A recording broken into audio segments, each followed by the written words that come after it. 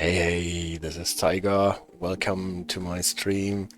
NHA, great to see you in the chat. Good evening to you as well. So we are back in the Netherlands, and after having looked at the signaling system, or the most important signals in the signaling system last week, this week we're going to look at the very unique safety system that is used widely in the Netherlands, the ATB, the Automatische Treinbeïnvloeding, and the CAF signaling system that is connected with that. The safety system part I will just split into two parts. So today we will mainly talk about the CAF signaling and the speed control that is connected with the ATB Eerste Generatie, the first generation that was introduced in 1970 or something like this. And next week then we will talk about the verbeterde versie, the improved version that is around since, well, not exactly sure without my presentation, when the 90s. And it's not really so that it is two different systems, but as the name says, the improved version is the improved version. Donut Diplomat, good evening to you. Very nice to see you. Juniper, yeah, hello. Great to have you in the chat. A very beautiful evening to you guys. So we're back in Spoorlijn Zwolle Groningen. Again, the disclaimer so that you know that I got that key for free, and I have every reason to be nice to DTG. And we're running a service on the new generation sprinter first, a short one from Assen to Groningen. After that we will have the presentation part, and then we will go and run the Koploper, the intercity material. For that, choose a route, Zwolle Groningen, timetable, the SNG3. And I think I wanted to take the 1616 service, yes. So that we see the ATB on both trains in action. I actually meant to use the Vectron on one of my ATB streams, but no, that is wrong. There's a second 1616, Assen to Groningen. But the Vectron cannot speak ATB at the moment.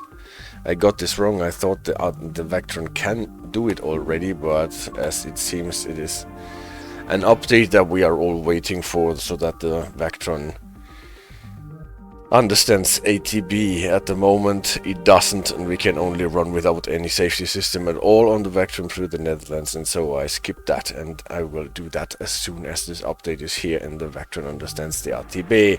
CD Radar, hot evening to you. He's doing the Dutch. Goedenavond.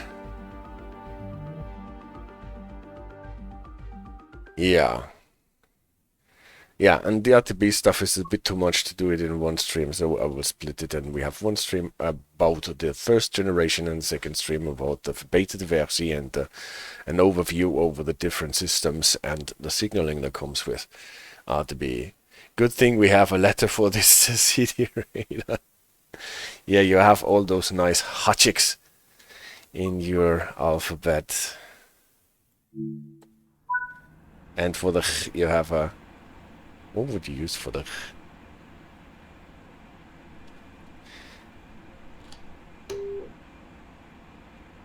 So, turn on the train, make sure the light is on, so that the passengers don't stumble. Spectre's not here yet, right? If he was, I would point out that this train actually can retract the door steps. We've talked about this when we were talking about the British Rail Class 150, 170. Anything that I need to turn on in the cap, turn on, obviously, the safety system that is running here, ATB, at the moment with code yellow, limiting us to 40.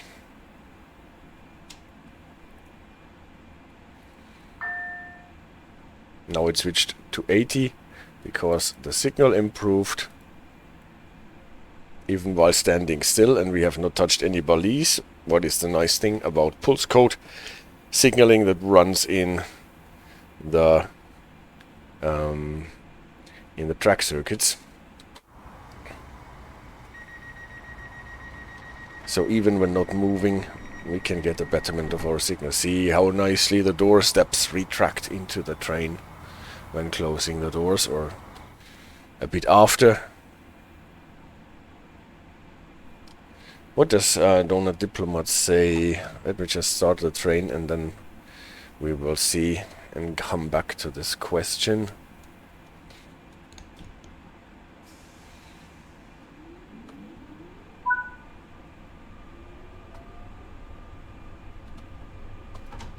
When I drive on the Netherlands route with ATB on and I drive by a yellow triangle and I start slowing down, why does it say I'm slightly speeding when the speed limit isn't set yet? This I will tell you in very big detail in the presentation. I think this is a bug in the scoring system that checks our speed not with the actual speed limit, but with the speed limit that the safety system is controlling us to. We have the same problem with ATC in the Northeast Corridor, and even with the PZB on the German and Austrian routes. Every time the safety systems request a slower speed than the speed limit actually is, because it is slowing us down for an incoming speed limit, then the scoring system checks us versus or against this control speed, not the actual speed limit, but the control speed, and this leads to us being docked for speeding, even though we are not. Ravens Lofty, very nice to see you. A very beautiful evening to you.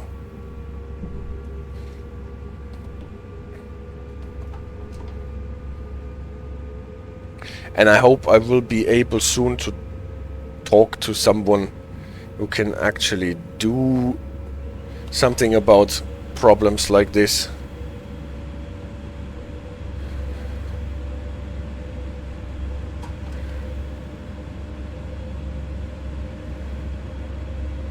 I'm currently talking to the guys who run this ambassador program, and maybe if that works out, then I might have a better line to the developers to bring forth things like this as compared to the general support.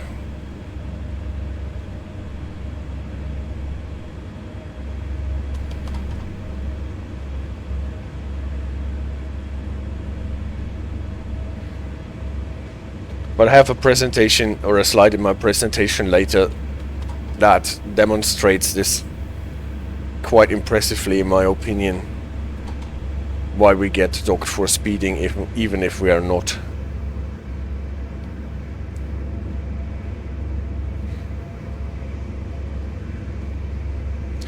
Mr. Toby's dad, good evening, my first time in a live stream, but I do watch when these go to YouTube.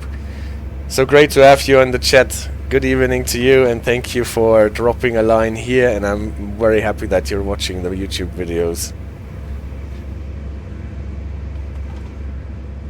And also thank you for the follow.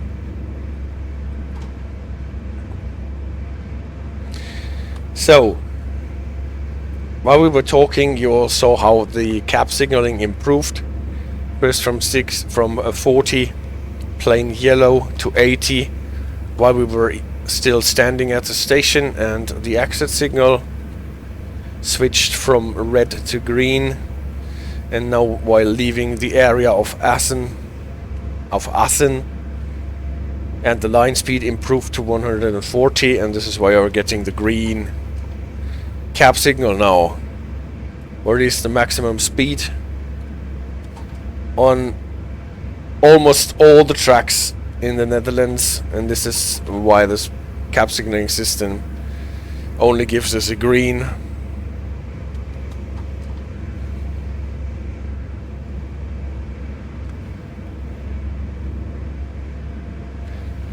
when we talk about the different versions in the next stream, then we can also come to the point that there is an add-on to the ATB system that allows us to go 160, but this only works on one specific line in the Netherlands.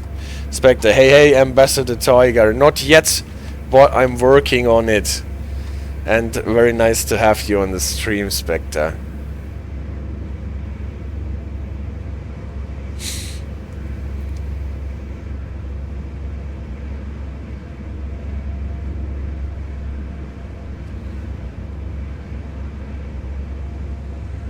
Donut Diplomat, and based on my previous drives, Deadman's is a Dutch version of the Sifa. Yes, that is so.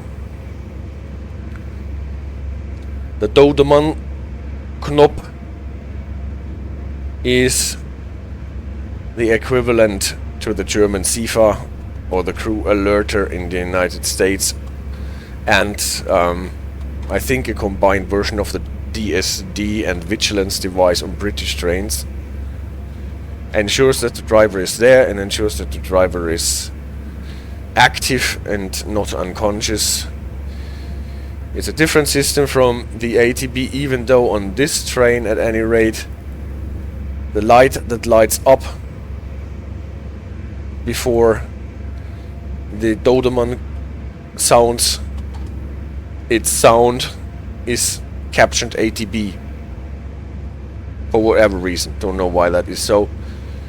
If we don't do anything, don't touch any controls for long enough, then we will first have this blue light up, and after that we will get, yeah, now we won't because I reduced the power.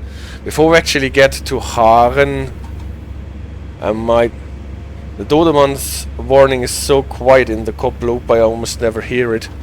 Oh, well, I don't have this problem actually, but maybe this is because I'm always hitting the deadman pedal anyway with my left pinky, so that CD Radar sometimes has to remind me to be easy on the Sifa. What I wanted to demonstrate at this point already is what happens if we are overspeeding here, going beyond the 140. Can see at first when we're going 142, nothing happens. Yes, and CD Radar says exactly this. And if we reach 145, we hear this ringing sound. And then after 3 seconds, if we're not doing anything to counter it, we're getting an emergency brake. You can see how the yellow hand tells us that the brake pipe dropped to 0, and the red hand on this gauge is telling us that we inflated our brake cylinders to the maximum pressure of about 3.3. This is the Dodeman. We don't want this at the moment. And what is the recovery procedure on this train here? It's actually quite easy. First we have to get the throttle to 0. Obviously we cannot release the brakes with throttle on, and then we have to get the brakes to maximum. We don't need emergency brakes now. We put it to maximum, and then we put the Entrele button, and you see, plop, it is already green again, the red light that indicated a Notremming vanished. We got our green code again, and we can proceed. Most probably we should not do this without calling the dispatcher before we do it, because there's always the possibility that we got this remcriterium, this penalty brake, because of some emergency.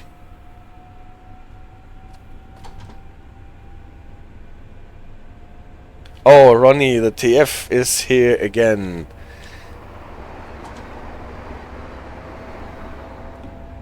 Maybe a bug in the game, says Spectre. In the first days of Train Sim World 4, you could hardly hear the warnings on the 801. Yeah, that's true. And Tony says, dude, ATB, das Zugsicherungssystem als Ganzes ist so weird. Tried getting into it after my recent Bauer 407, 408 rating. It's just odd, in my opinion. Actually, says here, it's enough when the brake light comes on, which is more than 30% of the brake to unlock. Yeah, to counter the penalty brake. That is true. We will talk about this in the presentation, obviously, in greater detail. So we don't need actually to go back beyond the plus 5 kilometers per hour mark.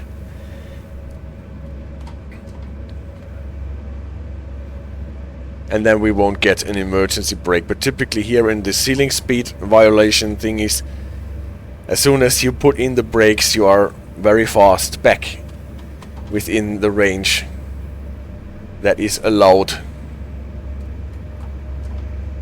Spectre, instead of do you even PZB bro, it is now do you even ATB bro.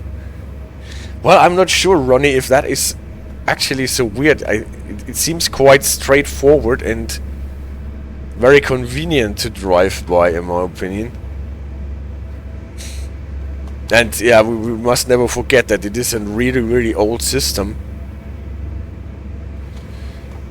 More or less invented in the 1920s. In America by the Pennsylvania Railroad.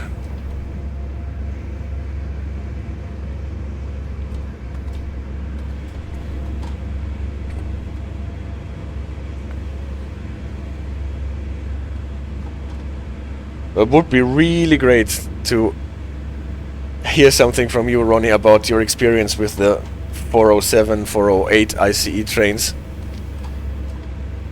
And what versions exactly they are running.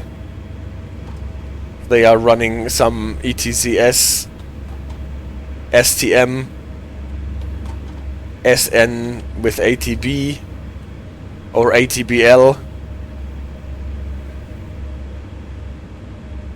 While you're right with that, the whole build-up of it is odd, but perchance that's just me. Alright. So, cap signal slowed down to 130, what is not so harsh because we are just coasting for our stop in Haren anyway. And the 407-8 quickly went from being a train I am looked forward to being my fav train. What is ZB?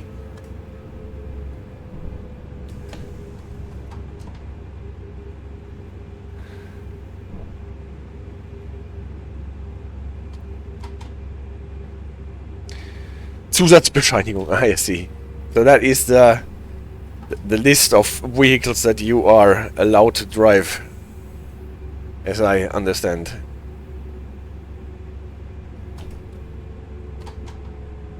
And Donut Diplomat says, the SNG is so easy to drive, I'm always vibing when driving it. Yeah, it is really a very forgiving train to drive, the SNG, at least in the game. Don't know if that is prototypical and how it is in the real life.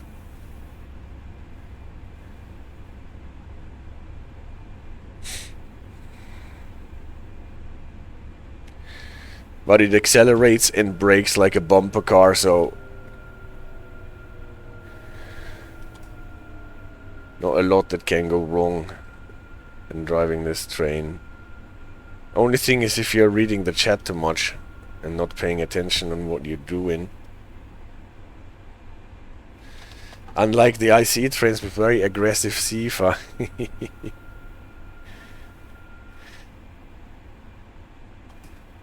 But what would be so nice actually if they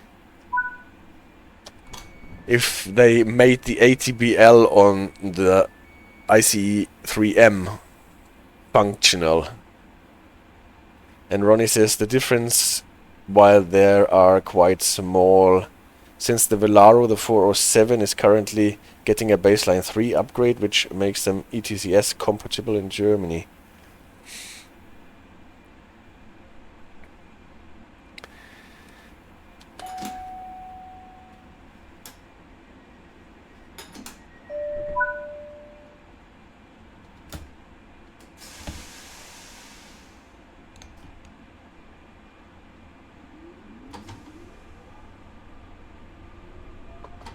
Yeah, I was on a 407 the other day when I was riding home from Berlin.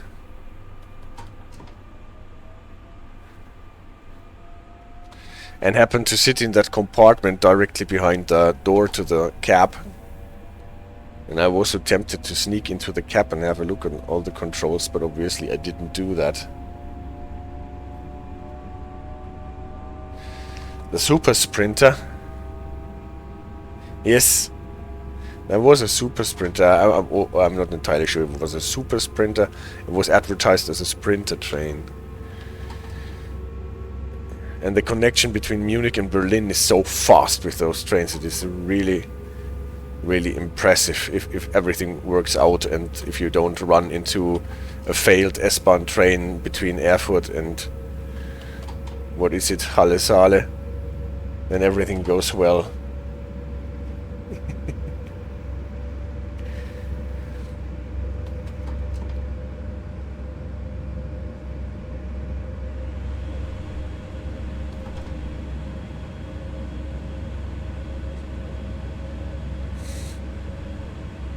So I have to pay attention a bit because we are actually approaching Groningen.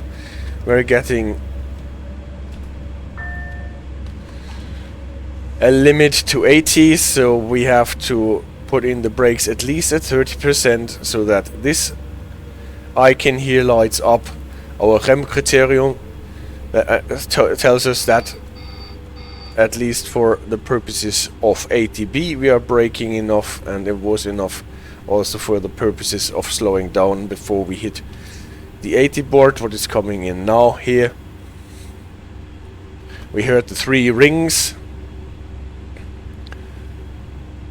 that allowed us to release the brakes, and now we are at 80.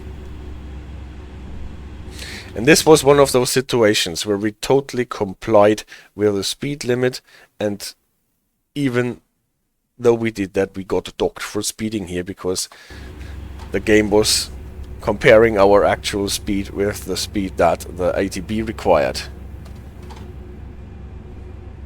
Juniper says, I'm so happy we have the 408 driving now. The international services Amsterdam, Frankfurt, the 403 was great, but in the summer the air condition was broken more often than it was working, and it's getting really hot inside.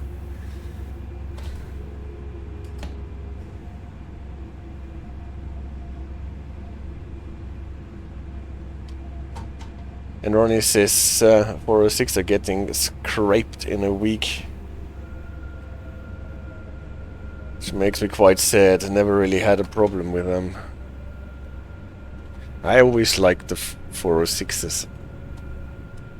And my Tiger Ways liveries for a 406, and now they are getting scraped. Raymond's Lofty, I do kind of wonder, should these actually show the ATB diamond? I would expect the level NTC icon.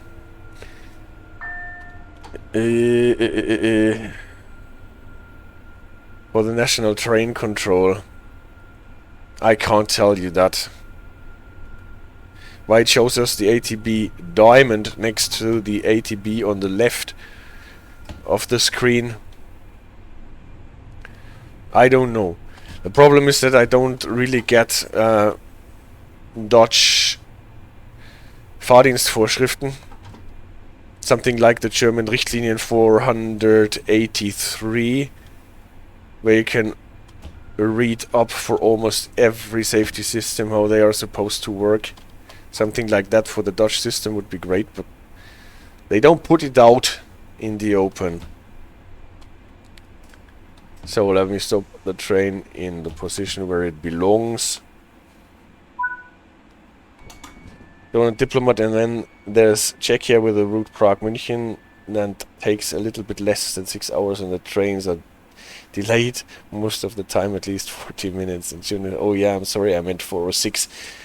The 403 did not have ATB or DC power. Yeah, ATB is only on the 406 with the... That's why it's called the IC3M for the multi-system inspectors. I took the Alex from Prague to Munich once. Had I remember is that it felt like the loco was shunted around the train several times, cars added and removed. Oh, that's wild. And Ronnie says this is indeed the case. Well, that slows down things, right? Good thing you don't need a turntable anymore to turn the loco into the correct direction so that you don't have to go tender first. Pocket Snickers! Happy always to see the stream, and I'm always happy to see you on the stream. A very good evening to you in the United States of America. Oops, I wanted to accelerate a bit so that we can actually go from Europapark to Groningen. The crazy thing is that there is single rail tracks at City Radar. And Ronnie said those Alex trains usually tend to delay my S-Bahn when heading to work. Yeah, the Pocket Snickers. I thought I was done with Dutch after watching the cycling this morning, but no. At the moment it is Dutch and Dutch and Dutch. I think I will actually do the second ATB stream on Thursday, so that those two things are out, and on Sunday we can do something else for a change. And there will be... Oh yeah, it's only 1:30 in the United States. I give you that.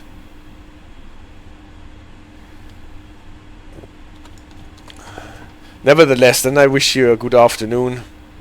Even here it is already very dusky.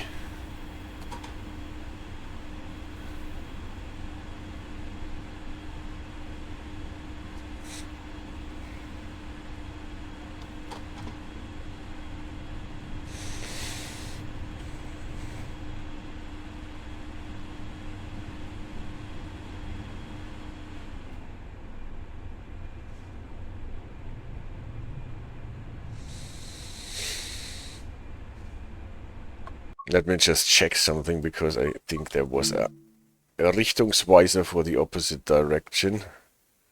Or was it something else that we just passed here? No, it was a code sign. It was an ATB code sign that we passed. Still looking for some more of those Richtungsweisers, those direction indicators, for the second signaling stream.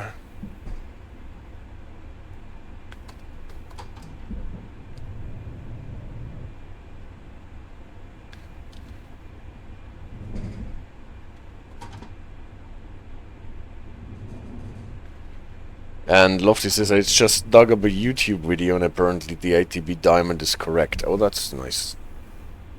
Yeah, sometimes YouTube videos are very helpful to see that you don't know why it is like that, but it seems to be okay. So, going into this bay track here, you can see the magnets or transponders for the verbeiterte versie on both sides of the track, for running into it and for running out of it again. And I have to stop in front of this Stotjuk.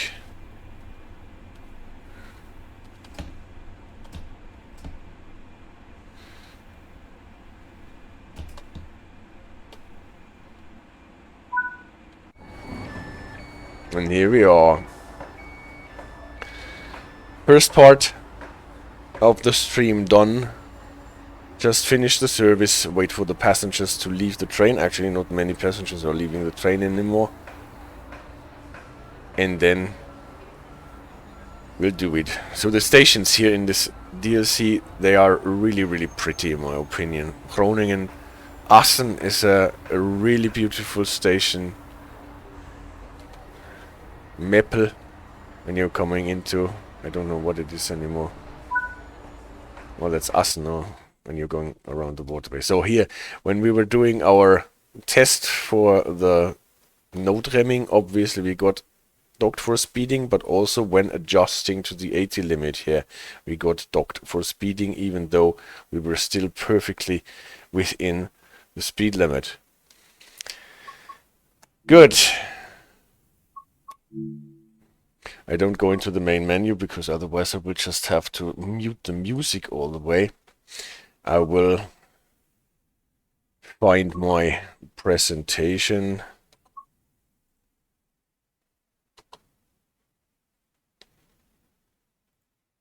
If my computer lets me, is so prepare the presentation and get to the correct page so that we don't have to do all the signaling stuff anymore. Of course, that was enough last week, and now I'm here on the correct page. Here, first, very short. Next week there will be more about it. If you look into the web, you'll find a lot of different ATB versions mentioned, and it is not so easy at the first approach to find what article and what statement is about what version actually. When we are talking about Automatische Treinbeïnvloeding, the ATB, without anything else, then in the beginning it was always what is now known as the Eerste Generatie, the first generation, what came into existence in 1970. The technical background is much older. It is, as I said, from the 1920s, coming from America, from the Northeast Corridor, from, well, the Pennsylvania Railroad, actually the first that connected cab signaling indication in the train with codes that were coded into the electrical track circuits that you use for checking if there is a train in your track or not. And this technology was more or less transferred to the Netherlands after, in I think 1962, there was a big and devastating accident due to the simple fact that a train driver missed a yellow signal in the mist, did not see it, and just ran red signal on speed, running into another train and killing many people. And that is always mentioned as the instance that got people in the Netherlands to install a beveiligheidssystem in railroading. And that was what was put into existence as Automatische Treinbeïnvloeding, and later, after we had more different systems, it was called the Eerste Generatie, and that is what we are running here on this route and what is run on most of the tracks in the Netherlands. It is more or less built by Alstom, the guys from France, and it is a pulse code cab signaling system. We have a stream about the Boston-Providence route where we go into detail how this works, and we will talk about it a bit more later. And coded electric current that runs through the rails and back again is translated into signal indication on your dashboard on your train. And you have not only the yellow one, but also the green one, and it is in this system limited to 140. In between you have 3 intermediate speed steps that can be indicated and controlled: 60, 80 and 130, and it can indicate that it is not working. And connected with a cab signaling system, it is nice enough to show the driver or engineer what they are supposed to do, but it is also enforced and controlled by a system that checks if you are complying. And if you're not complying, then you can get a penalty break, and this is the only situation where you can see the red light. And I have put a jump marker here because I will not talk about the other systems and versions and variants so much today. This will be in the next stream. I just give you a very short overview what there is. The next thing is the Nieuwe Generatie from 1995, also by Alstom, that works with beacons in the track and translates into cab signaling like we know it from ETCS or LCB, more or less around the speed clock. Those two systems were then more or less put together in the ATBL system that also combines the Belgian Transmission Balise Locomotive 1 Plus system and was then used on the 406 ICE, the ICE3 multi-system M. What we have in the game, but it is not working. We have a video discussing the ATBL system though. Also in the ATBL system integrated was the first add-on to the ATB system that allowed trains to go 160. We will talk about more. We will talk a bit more about this next week. Then there was this was ATB Plus, then ATB Plus Plus, what was the forerunner for what ended up to be the verbeterde versie. That will the main topic of next stream. That adds to this cap signaling and speed control system more or less a system that can actually stop a train before the train runs a red light, or at least slow it down significantly so that running the red light will not be so harmful anymore, with beacons in the track, again balises if you want, and those do brake curve control in front of a red light. Then there is also a simplified version without the cap signaling that just stops you if you're going too fast, more or less the eenvoudig ATB. And then on Euro balises going towards ETCS, there's then also a system ATB Plus that runs on Euro balises. I have not found a lot of things about this. And then there are the STM, the special transmission module versions for the ETCS, sometimes called ATB, sometimes called ATB-EG, sometimes called ATB-EG verbeterde versie, and then also for the newer Generatie. There was an article that said that in 2022 they actually started developing an algorithm for the ETCS. ETCS STM is the version, you remember that from the ETCS streams, where we run the existing legacy systems as Class B systems through the ETCS equipment and more or less emulating the old system, sometimes with add-ons, sometimes with more added functionality, sometimes not, like, yeah, as sometimes a bit like the limited supervision, but this is very, very specific to the national systems and how it is put into existence. And we will talk about this more next week. And for today, we will talk about a lot about the Eerste Generatie system. And yeah, pulse code, cap signaling. The concept is that a lot of railways use not axle counters but electrical track circuits to check if there is a train in a specific section of track. So we have more or less a machine that can send an electrical current through one rail, and then they are connected on the other end, and then the current is coming back on the other rail and going back into the machine. And so you have a circuit, an electrical circuit called the track circuit, or in Dutch with the beautiful word, the spoorstroomloop. It is a word with 3 times 2 O's, the spoorstroomloop. And this is where the electric current runs through the tracks, the spoorstaven, I think it is called. And yes, and this is actually the first use of that, is just to check if there is a train in the track. So for it to work, you have to ice or insulate those section of tracks from the ones next to them. Sometimes there are impedance bonds or something in between, so that you can still use the track for getting back the current that you need for driving the electric trains, but stop this track circuit current from going through it. But the thing is, you need to insulate it at least for the track circuits.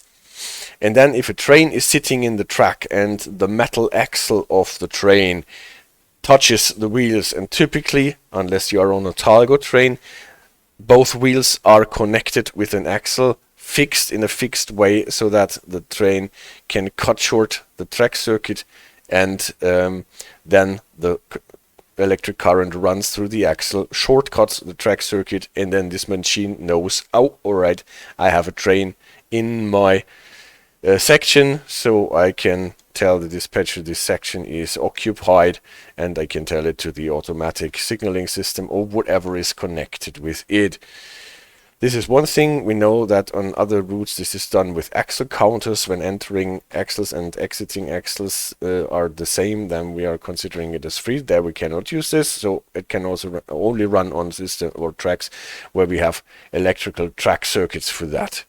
And then, not only for checking if the track is free or not, we can also use it for sending CAP signals into the train. For that we have some receivers on the train, opnamespoelen, I think they are called, and they can, with magnetic fields, find out what kind of current is running there. It is typically an alternating current. Alternating current is alternating with a certain frequency, and those receivers can detect with what frequency this current is alternating. And for that we need to have a machine that can change the frequency, like a bit like radio transmission, where you have a carrier frequency and then you alternate the frequency so that you can hear music or speech or whatever on your radio. It's the same principle, but with a wider range of variation here. It looks like this. If you look at the game, this is a screenshot from the game. Those are the machines that are operating the Sporstrom loops in the game. So every time you pass this, then you know that you are near a section where you are getting into a new track circuit. And the whole principle of sending the CAP signals into the train works with varying this frequency that the alternating current is alternating with, and this translates typically into a maximum speed that is allowed, and that is then later also enforced. To make systems of this kind fail-safe, the most restricting aspect is always connected with a zero frequency. That means if we have no current running in the section for whatever reason, because our machine broke or the cable was dislocated or something sabotaged the whole thing, then we don't have a current, then we don't have any frequency to detect, and this always translates, we will see that in the most restricting aspect. Typically, and this is why it is blue here, the 75 frequency indicates that there is a current, but we are not transmitting a signal. Then 96, 120, grayed out 147, 180 not grayed out, 220 and grayed out 270. Those are the frequencies that are used in the system or can be used. As I said, the zero frequency connected with the most restricting aspect, 40 kilometers per hour limit, restricting us to yellow. In our Regeling Spoorverkeer, this CAP signal actually has a number, so you can read it up there and the description, and those numbers I put on the right side here. It is the signal 802 according to this. The 220 code is connected with 60 kilometers limit, translating into yellow with the 6 on it, 803. The same 180 connected with the 80 kilometers signal, and the 120 code is connected with the 130 kilometers per hour and translates into the 130. And the 96 code is connected with the fastest speed that this system can control with the 140. So what about the rest? What is with the 270 and the 147 codes? These codes are not used, to make it short. There has been always a discussion to introduce some additional aspects, like here to split up this 40 kilometers limit into a 40 and go and a 40 and stop aspect, like whether you are supposed to go 40 because you're approaching a red signal, then this would be a 40 and stop aspect, while there can be situations where you are just limited to 40 because you are going across switches or through a bend or across some other section of track that is especially delicate, but there is no red signal in front of you and you don't have to prepare to stop. That would be the 40 and go aspect, and there was an idea to split up those two aspects, but it never came to that. And the other frequency they discussed, that it can be used for speeds up to 160 kilometers, what later was done with the ATB Plus system in a different way. We will discuss this next week more in depth, but this was never done either. Sometimes it was discussed to use it as a a kill frequency, so to say, a stop frequency, so that if the train is picking up this frequency, that it performs a penalty brake, just like a 2000 hertz signal from a PCB magnet. But this was not done either. So those things were discussed, but that were never implemented, and now that everything is going towards ETCS, there is not a big chance that it will ever be implemented now. But this is why we have those frequencies in here. It was already in the original system that was integrated here. And yeah, if you think back on the postcode captioning videos that we did about the Boston Providence, there is also so that we have some frequencies and those that are not really used anymore, or have never been used, or are only used in special circumstances. And what is about the 75 frequency? If we have the base frequency of 75, then the system is actually switched off and set into a standby state, so that it is still listening for code in the track, but it is not limiting the driver anymore. So if for some reason you are running through a section where you don't get code, but are still required to go faster than 40 kilometers, then the system can be switched off. You are Buiten Dienst, this is why it says BD, not in service at the moment, and then you see this blue lamp on your dashboard indicating that the system is watching out, but it is not controlling your speed. Yeah, those are the frequencies, those are the signals that you can see in your cap indication. And now let's see how this translates into a sequence. Those are my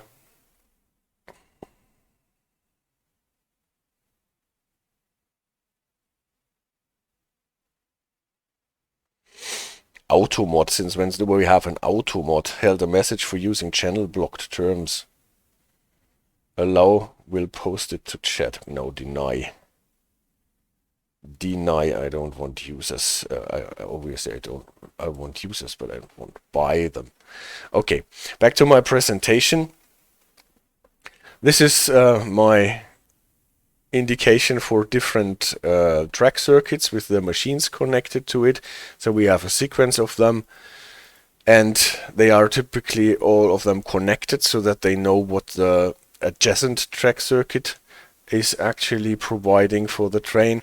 And now let's connect them with some signals and signs. So here we have a high green signal, here we have advanced speed reduction board, here it is the speed reduction board actually put into existence. Here we have a signal. Here, for some variety reason, it is actually a distance signal, a Hoch sign, announcing a reduction to 50. Here the 50 with the flashing green, the groen knippen, is enforced. Here we have the special snelheidsboard for the Bahnwacht-Snelheid. What we have talked about last week is essentially the same than the white one, and what we have also talked about last week, what I still think is the case, is that this sign can actually end a speed limit imposed by a signal. Totally different from the German system. No Weichenbereich, no differentiating between signal speed and signed speed and track speed. Then we have a high green again, and then a typical yellow, and then the red. So the classic stop sequence from green over yellow to red. And how does it translate into our signal aspects now? Here we have a bit of a chart for how fast we can go. At the beginning, let's say we're starting with 140 line speed. We're going through here, getting high greens, can run with our highest speed. The announcement does not change the speed limit. I almost said the LF7 board, but the Snelheidsboard reduces the speed to 80. The announcement doesn't do anything, but here the flashing green with the 5 is reducing us to 50. Then here at this Snelheidsboard, the green one, we are getting back to 140. The high green does not change anything. The yellow, we have learned this in last week's stream, is not really restricting our speed, but it tells us that we have to slow down to 40 and be prepared to stop. So we have the whole track until the next signal to first bring down our speed to 40 and then prepare to stop. This is why we don't have a really hard speed limit here. Actually, we don't have a speed limit, so the game would draw the line here if it actually was translating a signal speed at all. So the speed limit is at 140, but we have to reduce it to end up at 40 and then stop at the next signal. So that will be our speed limit as dictated by the signs and signals. And let's see how we would actually drive. This is the green line, our V ist. What we actually do, we would slow down, obviously, because we cannot just reduce our speed from 140 to 80 in one instant. As soon as we pass the signal with the tip of our train, we have to be down to 80. Then we can hug the 80 until we get here. Then we would slow down to the 50. Be here at 50, go through the section with 50, and then we have to run a bit until we have passed this sign with our whole train. Then we can accelerate again, and then we can run on the 140. We get the yellow signal. We don't need to slow down before we hit the yellow signal. We can, obviously, but we don't need to. But as soon as we pass it, we have to slow down to 40, then approach the Rev 1 and slow down so that we can stop a couple of meters in front of the red signal. So that is what we would do to comply with our speed. And what is the system, the ATB, doing now? At this point where we can run 140, it shows us green. So this section here is coded with 96. Same as the next section, and then we are passing the advanced board. And from what we have seen and what Donut Diplomat already mentioned is that at this point, let's say what we do when we pass the Snelheitsboard, where the speed limit drops to 80, obviously we get the corresponding CAF signal.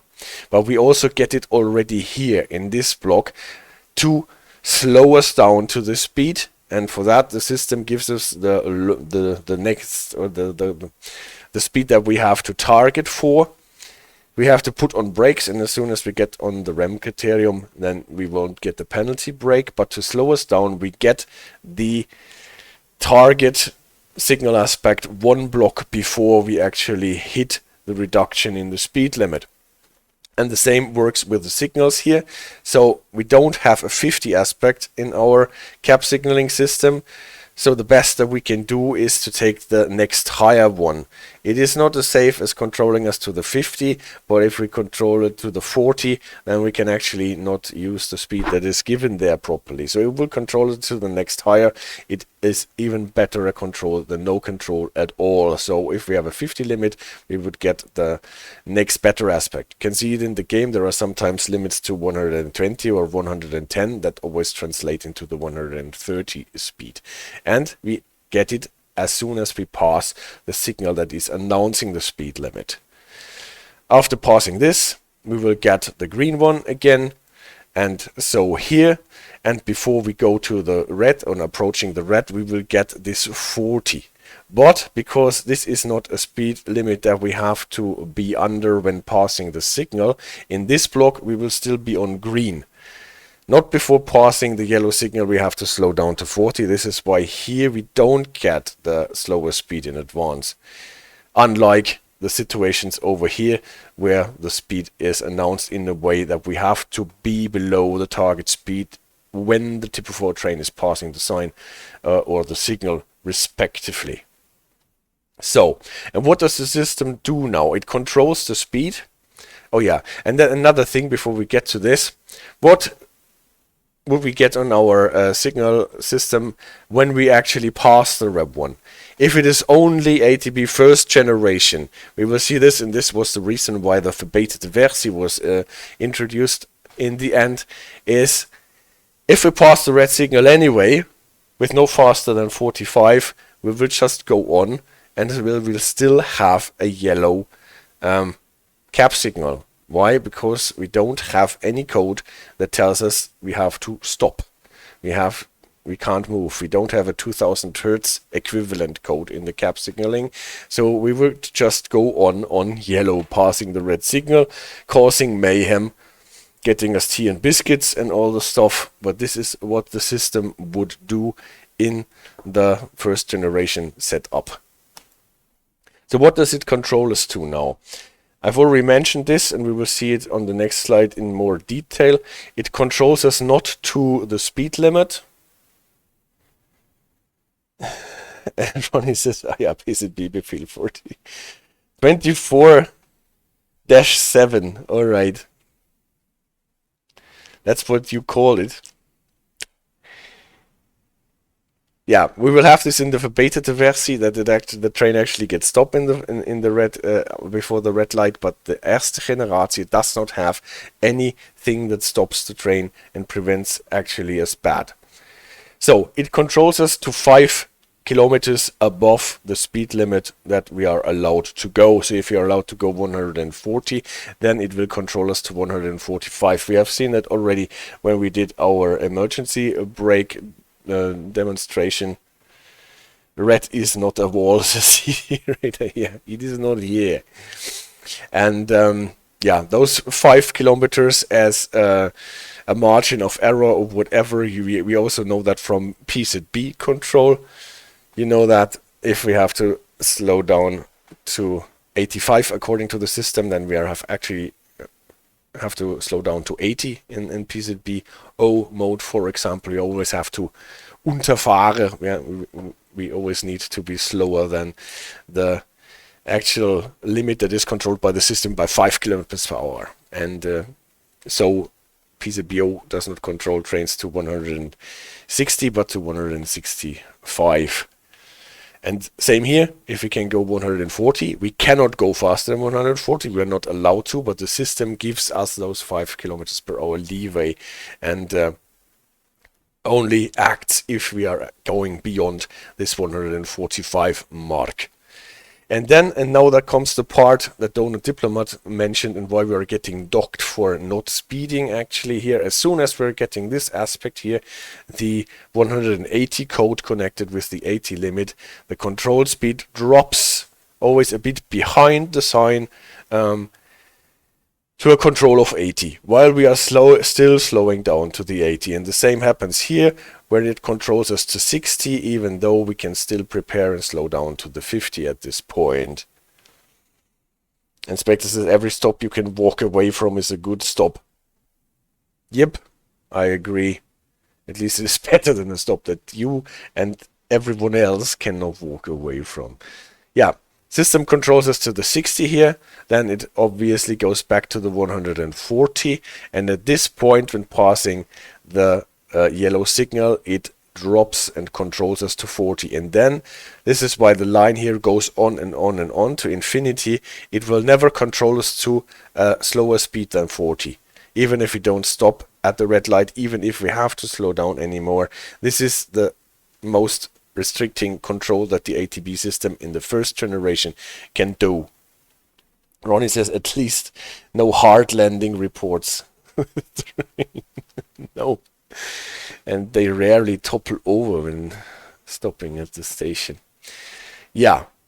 So, and here, those are the situations where our speed that we're actually traveling at is between our speed limit, still below the speed limit, but above the controlled speed that the ATB system provides. So in those situations here, the game docks us for speeding. And this is a problem that always happens with safety systems that require you to slow down to a certain speed. Be it the American pulse code CAP signaling on the Northeast Corridor, especially New York Trenton and Boston Providence. We always have this here with the CAP signaling that happens there. We have it with the PZB. If we get 1000 Hertz monitoring initiated and we have to slow down our train to 80, if we are on PZBO, then we are getting docked if we are still slowing down and are not at 80 the moment we get the 1000 Hertz monitoring. And the same here with the ATB. And this is something that I would love to address with someone who can change this. It's obviously only a scoring system issue, but it is an annoying one because you just get the same points disregarding what you actually do. And if you're slowing down properly and hit the 80 mark before the limit applies, and you're getting docked totally the same. And CD Rail says, good for us who don't play for points at all. Totally, yeah. But it is still a bit annoying. And it would be great if the scoring system does not actually, or wouldn't actually encourage behavior that does not make sense, because if you don't want to get docked, then you would have to slow down before you even get the advance warning and jam in the brakes almost with an emergency brake to slow down properly as soon as you see that, or run with route knowledge and slow down for the advance. And this obviously slows down the trains, and you can't get as much traffic through as you would be able to do. Yeah, this needs to be looked into and fixed at some point, but you can totally see where the problem is coming from, that we have two different speed lines that we use as a reference. We have the actual speed limit in red, we have the system, we have the speed line that is controlled by our safety system, and if our actual speed is above the controlled one, even if it is still below the limit, then we get docked, and the scoring system obviously uses always the lower. What is a good thing to do, to use the lower speed limit if you have more than one speed limit, like signaled one and track speed and whatever. But you shouldn't use the speed limit that comes from the safety systems if it is a speed that you still have time to adjust to. Good. Let's see how the system works and what bell signals and gong signals you can actually get. Another example here. We're starting out with a speed limit of 60, getting a high green, and then our track speed increases to 140, and then another reduction is introduced to 80. Here it is, and then again a 4 sign distance signal, not so really existing in our route here, but just to have a bit more different signals on the track. Here we have a limit to 40 announced. Then we get the Groen-Knippe, the flashing green. That is, if it is not shown with any numeral, the limit to 40. Then we have a high green again, and then we're out of this section. We will see what happens later. You can see that this cable here does not go on, and yeah. Again, our speed limit that comes from that, at first we are at 60, then it increases to 140, then it drops to 80, then it drops to 40, and at this point, after we get the high green again, we are back to line speed, and line speed was 80, and this is what is going on here. Our ATB would give us a 60, what is an interesting thing, because actually, if you look at it and look what the American system on the Northeast Corridor does, it does not give you track speeds, line speeds, civil speed limits in the CAF signaling system. Those are two systems running independently from each other. On one time the ATC, the CAF signaling system, and on the other side the access, right, that controls the civil speeds, and you will always get the lower speed limit at this point. Only on the Long Island Railroad with the automatic speed control, the civil speeds were already incorporated into the CAF signaling, but not so on Boston Providence, for example. And here in the ATB, we have the civil speed limits incorporated into the CAF signaling system, so that you always get one speed limit and don't have to compare whichever is lower. At this point, you don't need two systems, what is actually quite nice. So whether it is a signal speed limit or a track speed limit does not matter. Works well together with that. Speed signs can actually increase the limit, even if you are not out of the Weichenbereich yet. Yeah, so you get the 60 limit from the line speed, Snelheidspoort. Still high green. Obviously, it does not get better because line speed is still at 60. Then here it increases to 140, so that you get the green cap indication. At the 80 announcement board, it drops to 80.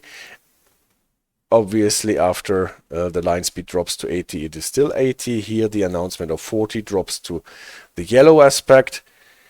When you're actually passing the Groen-Knippe light that enforces or executes the 40, you're still at 40. And when passing the high green, why Buiten Dienst now? Because we are getting to a section where we don't have any code anymore. But this is just here in my example. And this is just to introduce the Buiten Dienst signal. What happens? This here is the last coded track circuit here in my example, and after that the line goes on, but there is no codes anymore, and I wanted to show what the system does if we are actually running into a section. And here, yeah, just to indicate this, we have no code anymore on those tracks. No code, we know that the ATB would interpret this as 40 and would limit us forever to 40 if we are running on a track that is not fitted with ATB installments, and for that we need the Buiten Dienst circuit to switch off our machinery, and then we can go faster than 40 even if there is no current in the track anymore. So again, the purple line for what the system controls us to, 5 kilometers above the speed limit. It controls us to 65 at this point. A bit later, then the limit increases.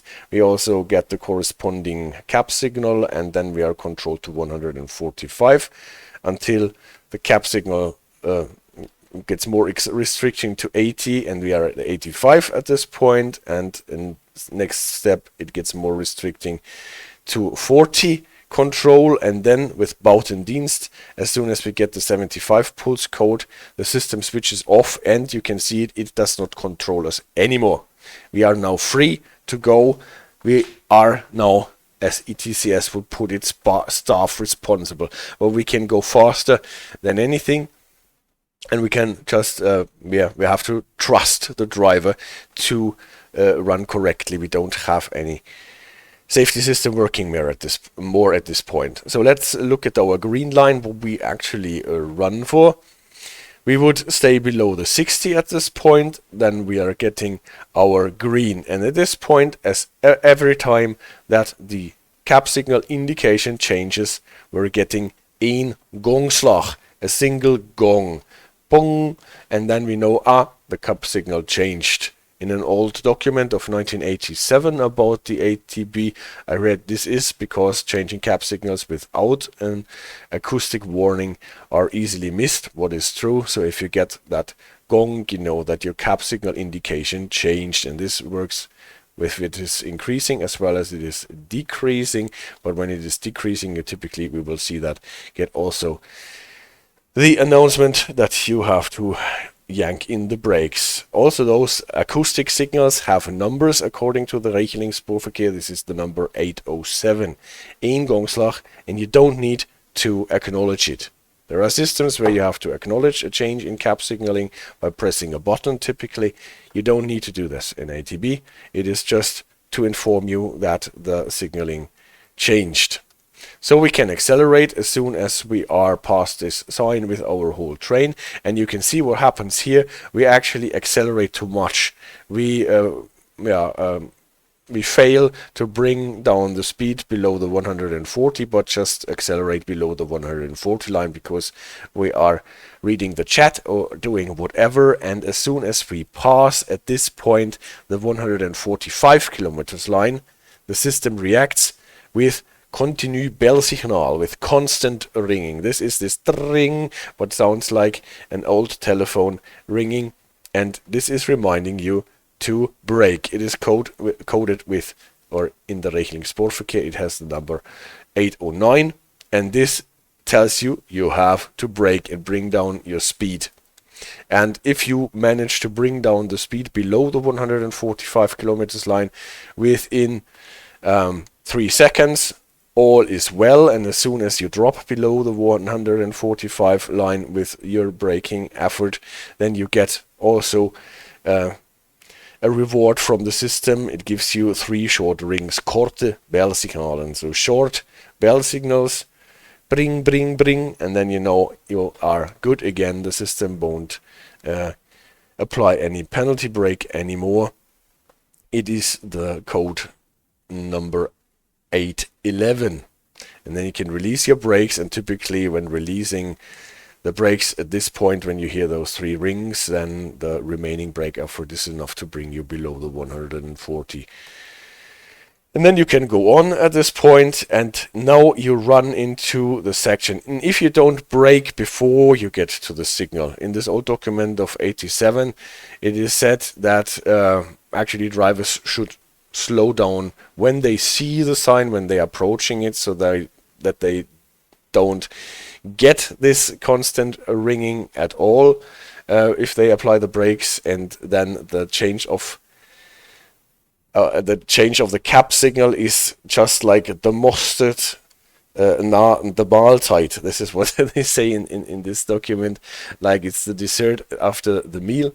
So you brake first and then you get the change in cap signaling, and you don't. If you don't brake before that and hit this point where the cap signal actually changed, you are at once beyond the +5 kilometers line, and this is why you get the 809, the continuing ringing at this point. Spectre says, so when you do everything right, you get 3 rings. If you make a mistake, you get tea and biscuits. Yeah. the tea and biscuits call has probably also 3 short rings. No, it probably has an electronic sound when the dispatcher is calling. So, but what is the problem? If we're actually running in here and the system is ringing continuously here to remind us to brake, then we have 3 seconds to comply again with our speed limit, what would be behind there, and this is now harsh, right? So even if we just dipped beyond the 145, we are very fast back below. But if we actually have to slow down like 60 kilometers here, then we probably won't make this within the 3 seconds if we just start yanking in the brakes here.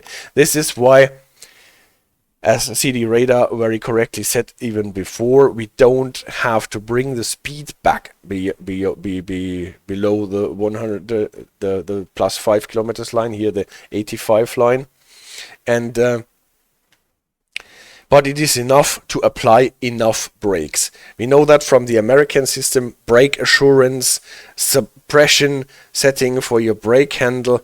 As soon as you apply enough brake, then the system is happy insofar as that they think, okay, at least he's braking now. He's still not within the speed range, but he's braking now. We can't actually improve the situation with applying a penalty brake. Just wait it out. That means you have to meet the remcriterium. And if you meet the remcriterium, then you will be rewarded by shown a white light. Remcriterium, sometimes it says in the older trains, sometimes like on the new generation Sprinter, it is only, now we will see that right, but on the Koploper we will have a white light. Wit licht, a white light, is also like shown like this on the new generation Sprinter here. It has the number 804, and this tells you have applied enough brakes that we won't apply a penalty brake even if you are not yet below the controlled speed again, like the brake assurance in American trains on the Long Island Railroad, for example, or the suppression setting on the F40 in Boston Providence. Donor Diplomat is kind of jealous of your PowerPoint presentation making and presenting skills. Well, I'm trying my best for you guys.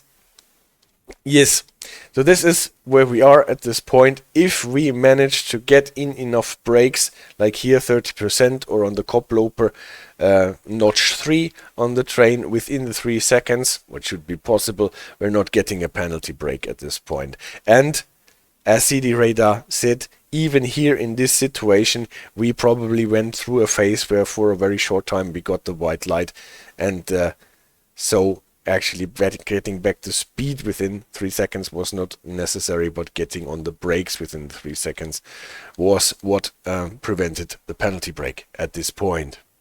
So as soon as we dip the 85, the 85 line at this point, we get again 811. That is the 3 rings, dring, dring, dring, and then we can release the brakes, and we will probably be below the 80 and can run on.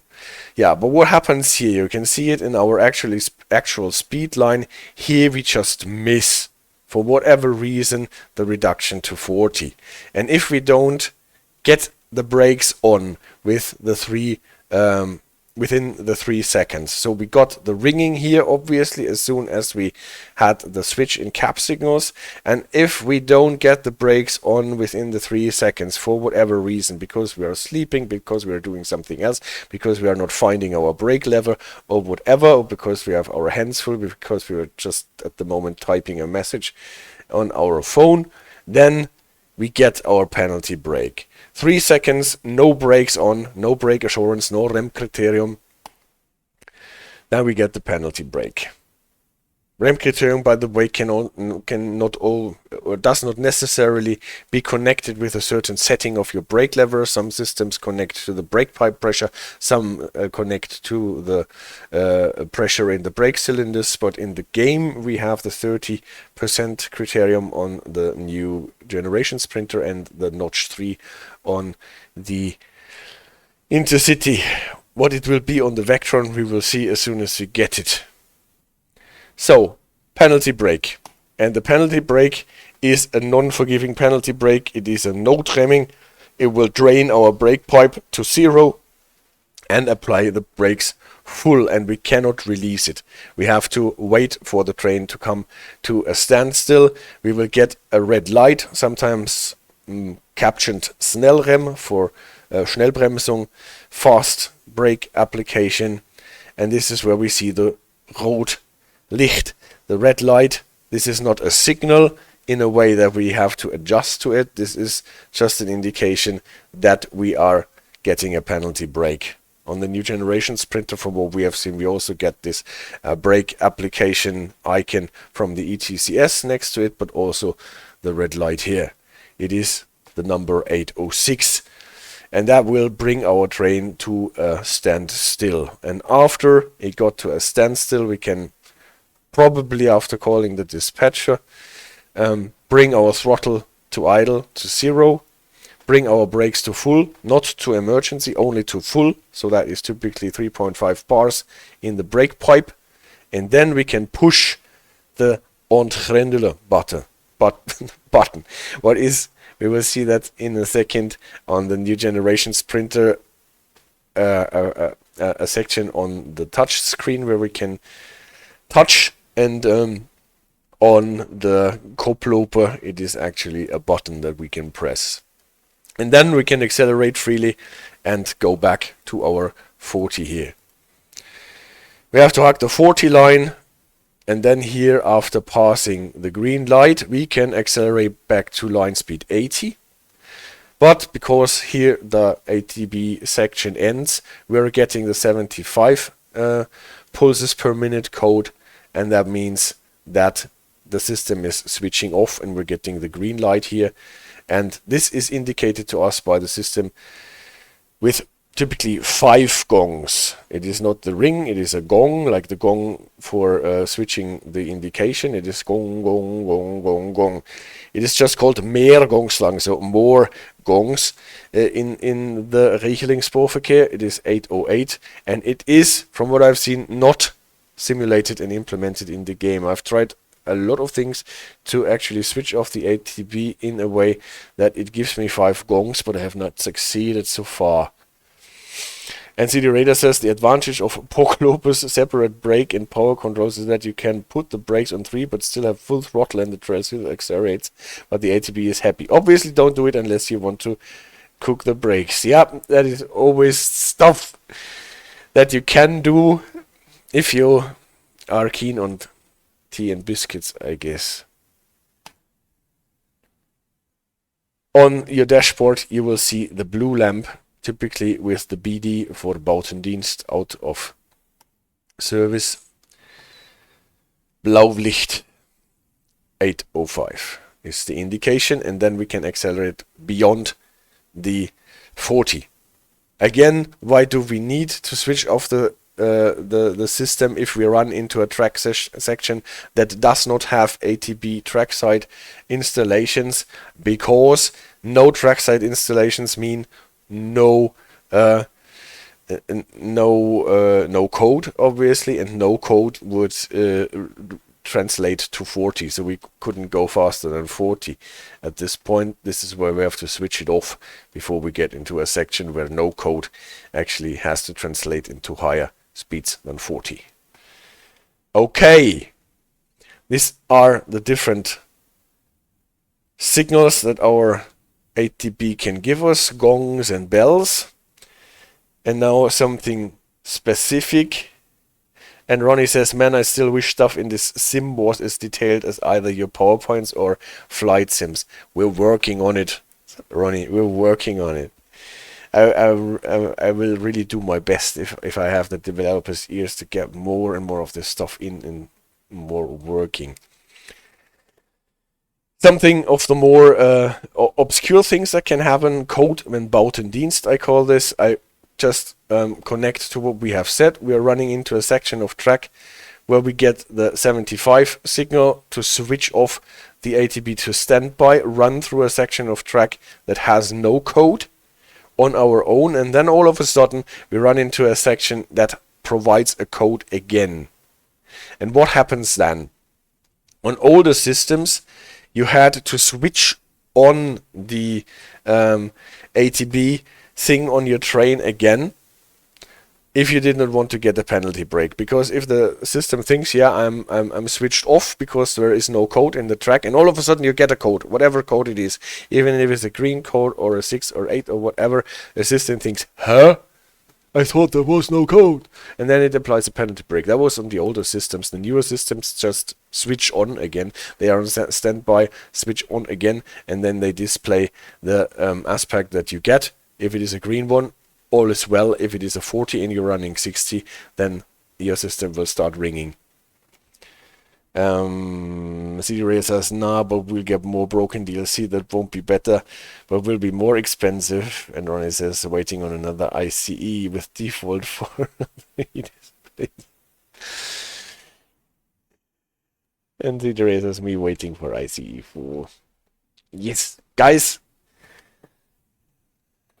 More realistic Spectre, more bugs, more forum entries, more I will have the team look into this. We will see what we can do. Another thing that is historical, more or less, I don't think there are any trains anymore that do that, but if you read old material about the ATB is that when you are running at 40, like sent here with a groen knippe, with a flashing green, into a section and are held by your yellow cab signal to 40. On older trains in the beginning of the system, you were required to press a button every 20 seconds. You would hear a zoomer, what is a buzzer. It has actually the number 812, so you don't only have gongs and bells, but you have only also a buzzer in your system. And every 20 seconds or something, sometimes a bit less even, the buzzer would go off and you had to push a button, the Druckknop Kwiteren, to acknowledge it. So, next to the Dodemansknop probably, so you would have to push a lot of buttons when going with 40, and this did not really do a lot of good and was annoying the engineers and drivers, so this was more or less removed from all current material. Now they are at Thomas the Tank Engine. Don't get me started, or I will make a full tutorial about tank engines featuring Thomas. Maybe finally we will do this, but I have not figured out what cylinder configuration he's actually using. Thomas the high speed. Okay, if you fail to do this, then you will get a penalty break, but this is more or less historical, so if we go back, maybe we will have some historical roots in the Netherlands at some point, then this is something that we would have to implement. The trains that we have in the DLC at the moment don't have this Druckknop Kwiteren anymore in the first place. I don't know if they would use the Dodemansknop and connect this, because if you have two buttons that you have to press every couple of seconds, you will end up like the bongo player in a calypso band, but not as a train driver. Signal upgrade on approach, and this is something important, so pay attention again. if anyone is there who can confirm this for me and tell me that we can do it like this, that would be really, really important, because I can't find any official document telling me what happens. Simple situation, track circuits, so ATB track. This is your train. You're passing a yellow signal because the signal after that is red. Obviously, you're entering the section and you get a yellow cap signal limiting you to 40. You're entering the track, and what happens then? What happens often? Not that the signal behind you drops to red, this is normal, so that your back is protected, but then at some point, because the train in front of you is diverging, the signal in front of you switches to green. What happens? Because you are in track circuit territory, you don't need to wait to pass balises or whatever. At this moment, all the signals that you get from the track circuits also switch to green. What happens if in this situation you only see the change in your cap signal but cannot yet see the signal that you are approaching? You cannot see that the signal has switched to green. Can you rely on the cap signaling and accelerate? Or do you have to go on to see the signal actually? To see that it improved and is no longer red? Do you have to pass the signal at this point? For that we need a rule, and I was not able to find the rule for it. In the USA, for example, there is NORAC Rule 553 that gives you enough information what to do. It more or less tells you if the cap signal improves en route between two fixed wayside signals, you go by the cap signal. You can trust it. There are some special rules for what happens if you went into the block with a restricting. Then you have to run the length of your train, or a defined length in meters, whatever is higher, but the base rule is that you can rely on it. So I would suspect that since the Dutch system was more or less taken over from the American system, it is also okay to rely on the cap signal in this situation and accelerate, even if you can't see the signal yet. But I was not able to confirm that. So, Ronnie, do you know a rule that tells us that we can go by the cap signal in this situation? If anyone else watching this video knows something reliable about this, that would be really great to know. If I had to make an educated guess, I would say no clue, as it's not German. Okay. Well, did you never get, or ETCS is also not ETCS. Yes, ETCS, obviously you have to go by the ETCS cap signs, cap signals, and the Führerraumanzeigen of ETCS. But how it works with the ATB Eerste Generatie plane, if I had to make an educated guess, I would say you can go by the cap signals at this point. But I can't tell you that for sure. So, then something to cool down before we get to the end of the presentation. We have always looked at those cap signaling aspects as more or less portrait rectangulars, as you see them in the new generation Sprinter, for example. The Koploper has a different system. It has this funny speed clock that goes in a way like on old American cars, from left to right, and here we have those aspects integrated in the speed clock, like those round lamps at those Snelheitsstrappen of 40, 60, 80, 130 and 40 here for the green one, and the Buiten Dienst blue lamp is here, and the white light for the remcriterium is here, and the red light for the notremming is here as well. And CD and Ronnie says, no, I don't get to drive into the Netherlands, so we only get told how to probably check the systems. I see. And CD says, I wonder if these systems have the same problem as we have in Prague, that the new trains somehow affect the frequency of the safety system in the track, and therefore these trains have to run only after the end of the okay, that's an interesting thing. So they can actually change the frequencies in the tracks. Yeah. Interesting. There are not so many countries that actually use those cap signaling system that is with track circuits, so this pulse code cap signaling. It's the Netherlands. I know that Italy is a system that works like this with pulse code cap signaling. But obviously not in the game yet. Yeah, so those lamps translate to those aspects, obviously. And here's the white light for the remcriterium, the blue light for the Buiten Dienst, and the red one for the penalty brake. And you also have those 3 additional buttons that you can press. One is the Attentie button. What, as I have been able to find out, is only relevant if you are running from a section of track that is not fitted with ATB into a section that is fitted with ATB. Then you have to push this Attentie button so that the system knows you realize that you're now going into ATB country. We'll talk about this when we talk about the ATB wayside signs next stream. This is the Ontgrendelen button. This is to release you from a penalty brake. We've talked about this. Why we have a Buiten Dienst push button, I don't know. We will talk about this next stream in more length. If anyone knows why we have a push button for Buiten Dienst, if that means that we can, by pressing this button, switch our ATB system on the train in a state as if we had gotten a 75 pulse code, or if we have to acknowledge something with this button, I don't know. At least it is here.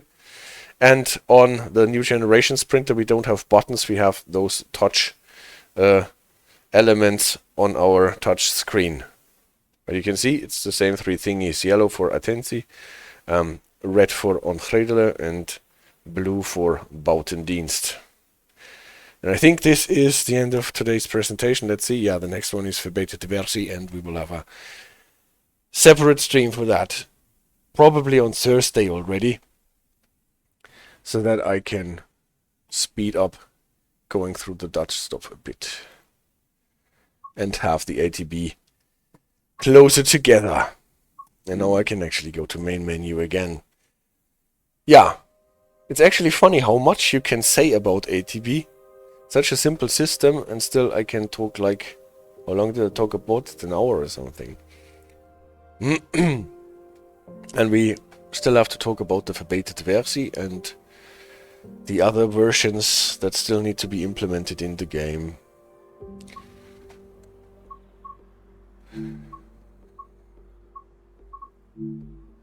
What I wanted to do now is... No, there is a scenario ATB Out. ATB is down between Haren and Gronigen Europapark, meaning trains are all driving at a reduced speed. And this is where I thought, oh, we are getting to see the blue light. Well, we're not, but we will play the scenario anyway. And CD Raider says you should take advantage of the fact that you have enough content ideas now, rather than rushing things and then having nothing to stream. Yeah, so you don't want me to stream on Thursday, or maybe you're right. Then we will do it next Sunday. Inspector says Koploper. Well, check the announcements on the stream, and no, I didn't mean that.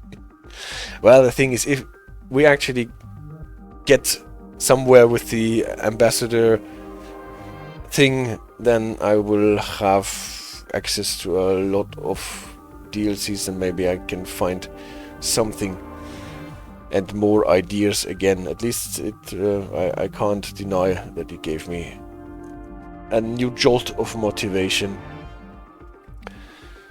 And Juniper says, this is great and so information dense, I'll watch it a second time when it comes on YouTube. I love to hear that, Juniper. So happy that you like it. And I have to change my service thingy. It is the ATB Out scenario that we're playing here.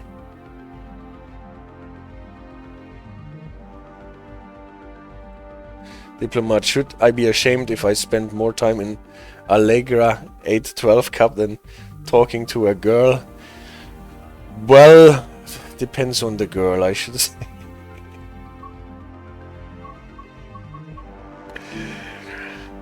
Talking to a girl definitely has its perks too, I can tell you from experience. And Specs says, depends if you talk really slowly. Juniper, it is really impressive that you are able to grasp new systems, read the regulations with such accuracy. Yeah, I hope that I get this right here. I was the same. I watched all your YouTube vids to learn, then came here for this type of fun. This book is, it's great. And Donut Diplomat says he's scared of women. Well, that is something I probably cannot fix with a PowerPoint presentation. So, they want us to send us on the route without turning on the lights first. Also no lights for the passengers on the trains.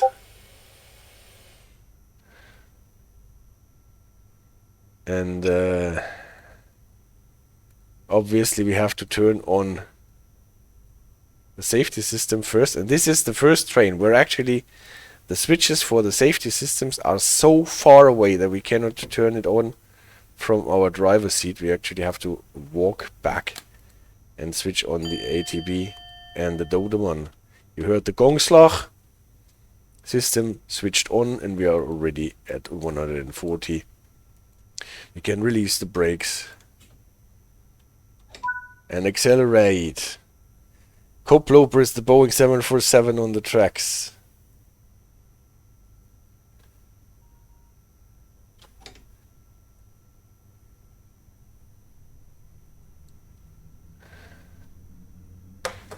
Well, the fix is to get a good feeling for yourself, and then talking to the girls works completely without problems on its own.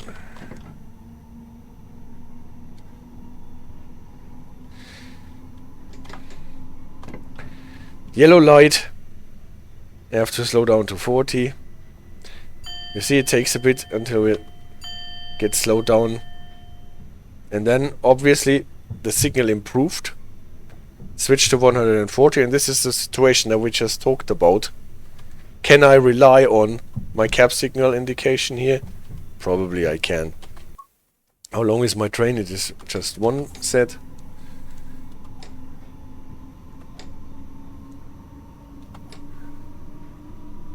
$140 sign.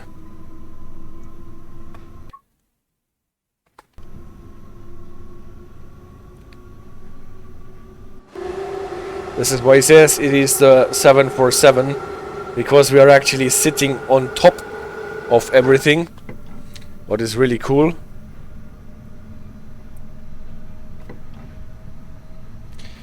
Is it possible to get 20k points with SNG run full map, cause I can't get more? I don't know. You'd obviously have to pick a service that stops everywhere. You probably have to slow down before you even get to the advanced speed indication board, so that you don't get docked. And then there is always the possibility of running back and forth in one block to get some more points. I gotta try get 20k sometimes. Yeah, ever since I was a kid I would always say it looks like the Boeing 747 when it drives past my house multiple times a day. That's cool. You actually knew that train when you were a kid. I was not aware of this train when I was a kid. I actually saw a picture for the first time of this train when a friend of mine sent me a picture from his train journeys into the Netherlands.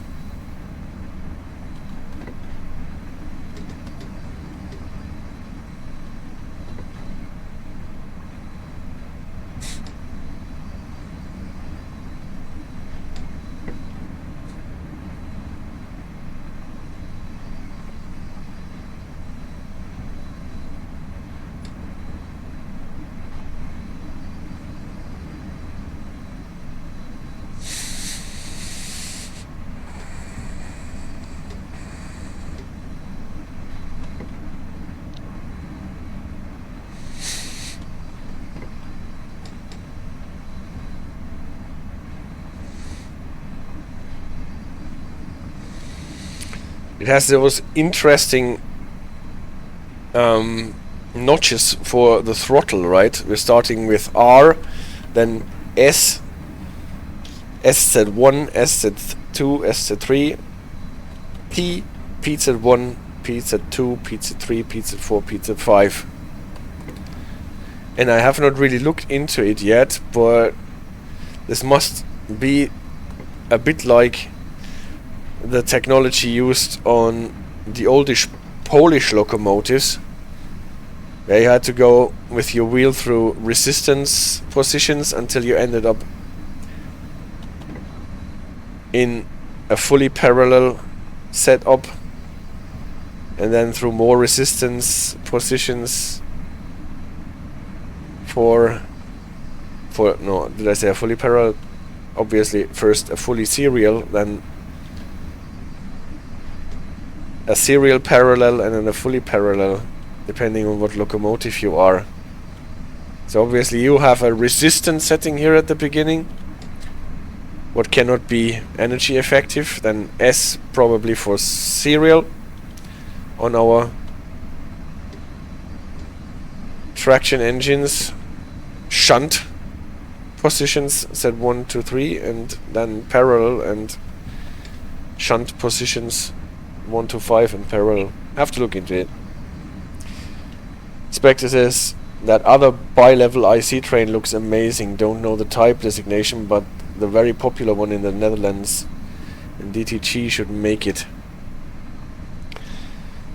See, the radar, even funnier than the design of these trains is the fact that the purpose of this cabin up there is now useless. Cereal. No, it's not what you eat for breakfast. The cereal. DDIRM, says Spectre. I see. Yeah, the purpose. Obviously, the purpose was that you can connect more trains of that kind and people can walk through the head end into the next train set.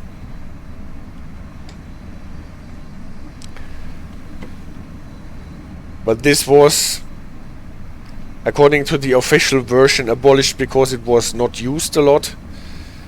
And according to the more unofficial version, there were always problems with it, so they just closed it off. Carosa doors. Okay. Is that the manufacturer of the doors? Or is it the type of doors?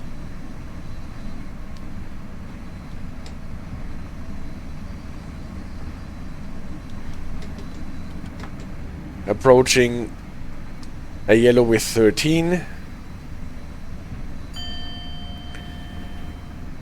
When going from 140 to 130, we rarely get a ring because we are at 135 in no time.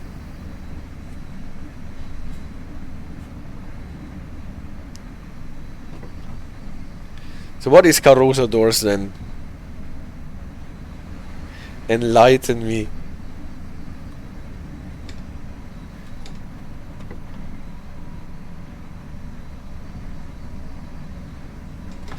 Pocket Snickers, how are the dogs doing? Haven't heard from them tonight. So you did not hear that my chili died last year, Pocket Snickers.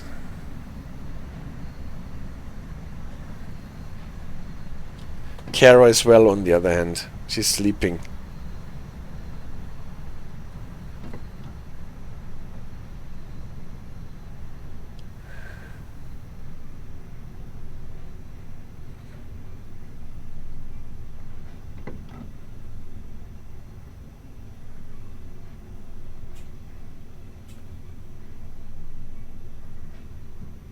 So, we are actually approaching a red light. Yeah, and now the system tells us that we can release the brakes. But obviously we can't, because the light is still red.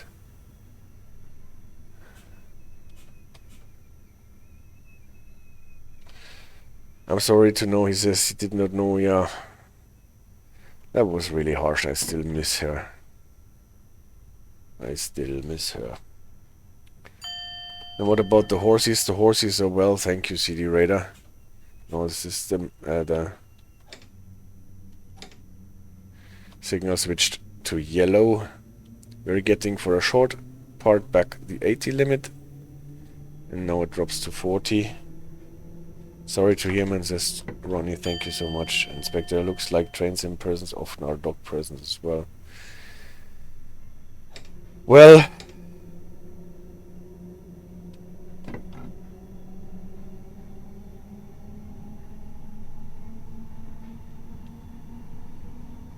train sim and dog persons are typically not the running around buying Rolexes and Maseratis and always checking the stock market people.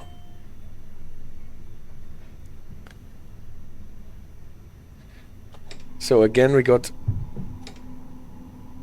an improved cap signal, and we are relying on it and are not longer approaching the next signal as if being read.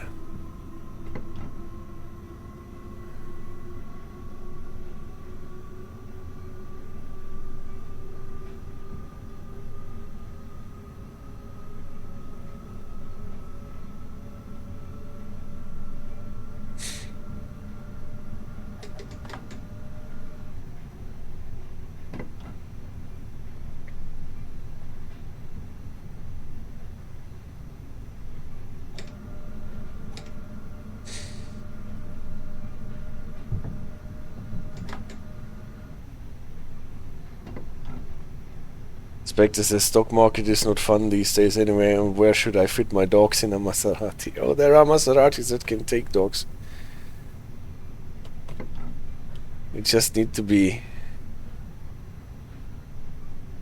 indolent to the dogs scratching the leather seats. Quattroporte, yeah, for example. Yeah, okay, look at this. What is happening on this signal?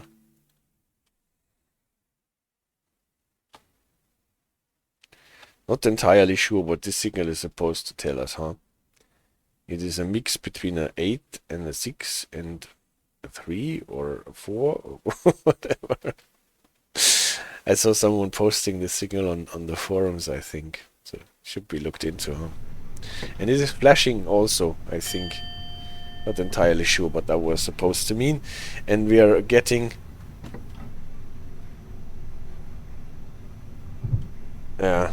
probably it was meant to be a 13 here.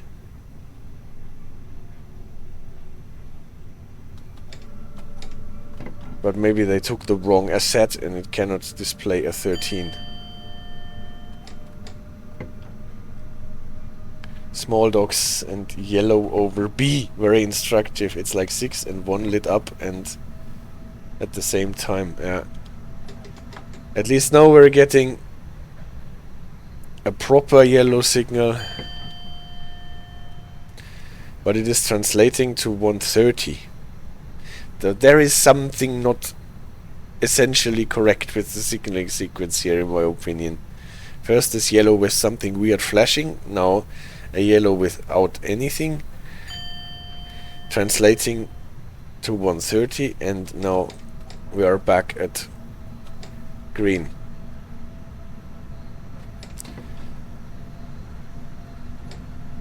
Inspector says, wasn't there a VR0 with 6 on Frankfurt Fulda? Well, things like this happen. I have a suspicion that sometimes if you grab the wrong asset, so the wrong signal, and mix it with the correct logic, then you get weird aspects. Oh yes, CD Radar, I can point out mistakes if you want to be an ambassador. At least that is a point. If this is part of being an ambassador, that I cannot point out errors and inconsistencies in a friendly matter, then this is nothing for me. Well, we will see. Inspector says, but we can. Yeah. Can always show you and say, what do you think about it, guys? Stop with 60 at the next signal, yeah.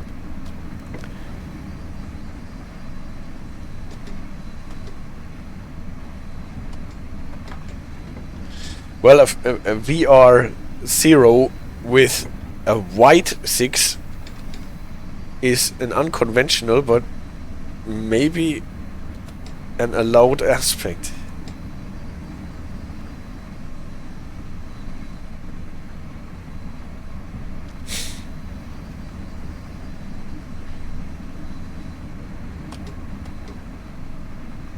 So, let me just demonstrate what happens if we go beyond the maximum speed, how node ramming looks on the ICMm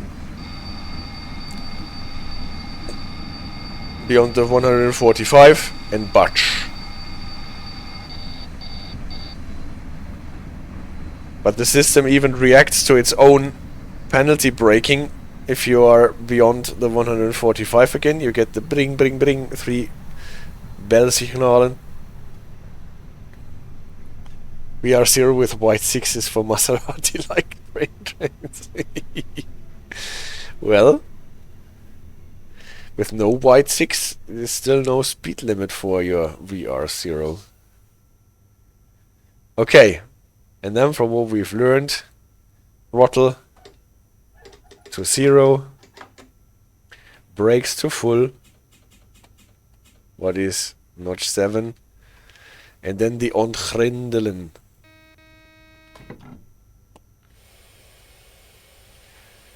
Brake pipe is filling. Iterator, don't worry, DTG, your game is by far my most played game on Steam for Euro Truck Simulator, which was dethroned by... Alright.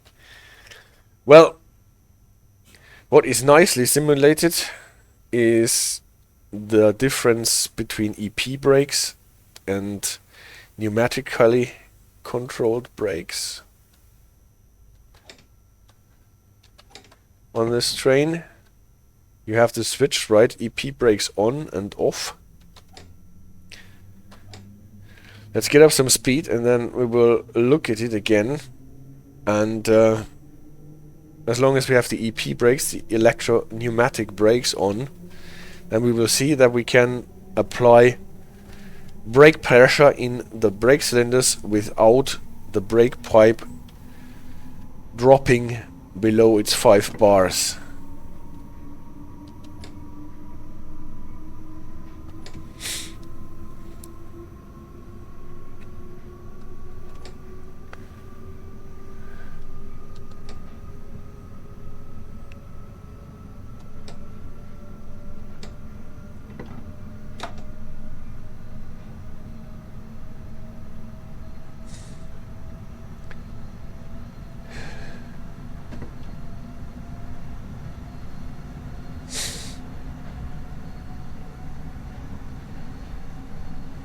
Up to speed.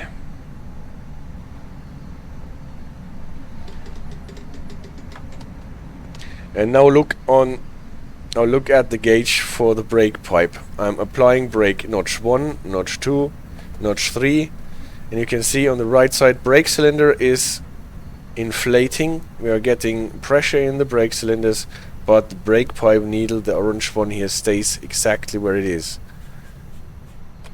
And this is the electro-pneumatic brakes. We are sending our commands to the brake cylinders, or the control valves more exactly, by electric signals, and the brake pipe just stays fully inflated to 5 bars. Is it still there so that we can do an emergency braking and for a fallback system? But with the EP brakes on, the brake pipe stays where it is even if we're applying brake pipe pressure. Pocket Snicker says we have the same taste. ATS, yeah, the American Truck Simulator are some of the most played. I really enjoyed when I played the American Truck Simulator. I have not even touched the European one. If only I had more time to play computer games. So let's switch off the electro-pneumatic brakes, so the EP brakes are off. And now let's do the same again. Yank in the brakes and you will see that now the brake pipe actually depletes.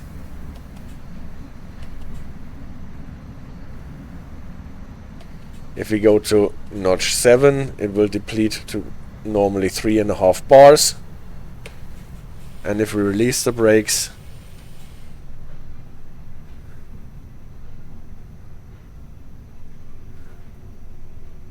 did you see how much pressure we're getting in the brake cylinders on this train? It's crazy. And now it is back at 5 bars. So that is actually nicely simulated.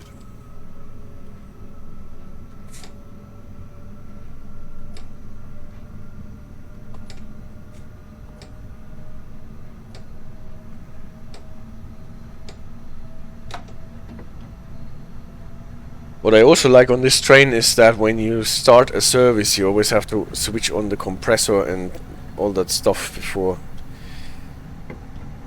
So you don't have a fully set up train and you just have to yank in the throttle and go.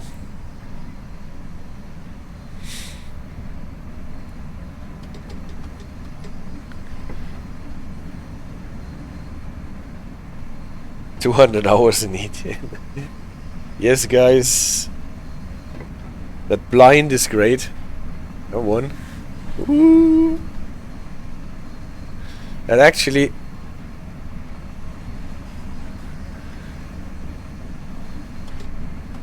is not called a blind for no reason, right? Because it really blinds you.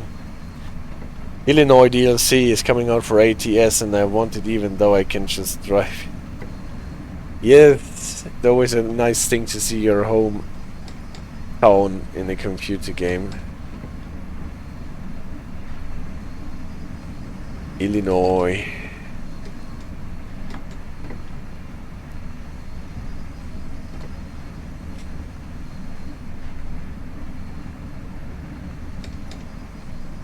So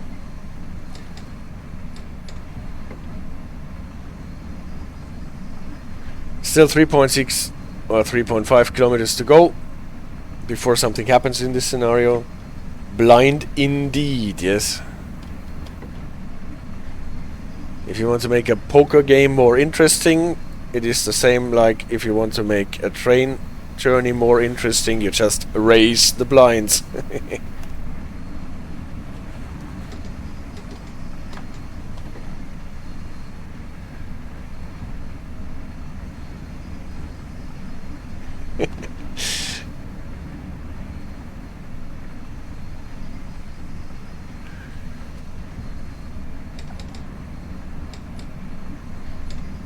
Come on, bro, he says. Well, I know. I'm not the one for cracking jokes. This is a CD Radar's domain.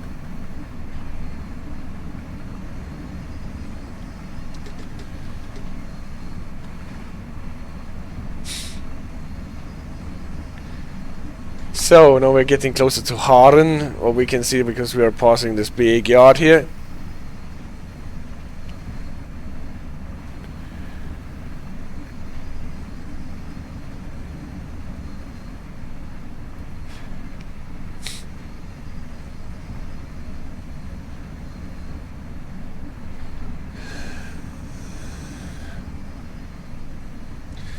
Govia point reached, and now we have to slow down to 130. Okay.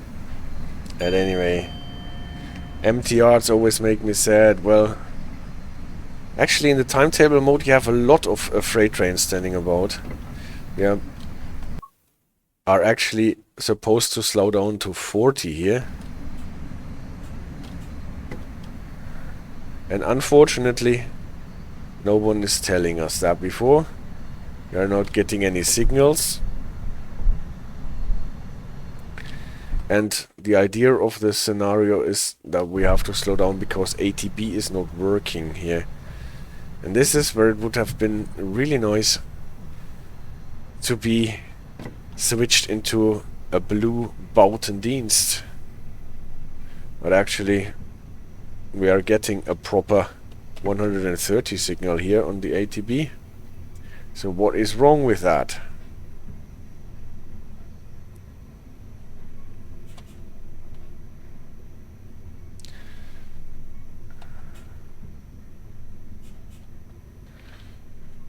But okay. So the game's... Yeah, I laughed, so I can't complain. So the game wants to simulate that something is broken, but the simulation is broken. The bug is that there is no bug. That's always the thing with simulating bugs.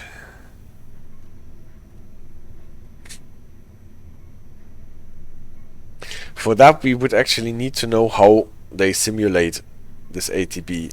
If they have simulated track circuits that can be set to a specific frequency, and then there is a simulated ATB on-train equipment, or if the game is just telling the train for certain track sections what signal to display.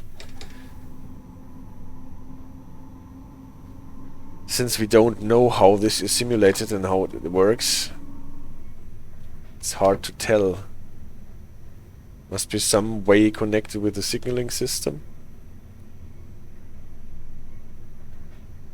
Well, obviously, or apparently, it can be switched off. Also, if I push the Buiten Dienst button, we're not getting set to Buiten Dienst. Just doesn't do anything, at least nothing that I can see.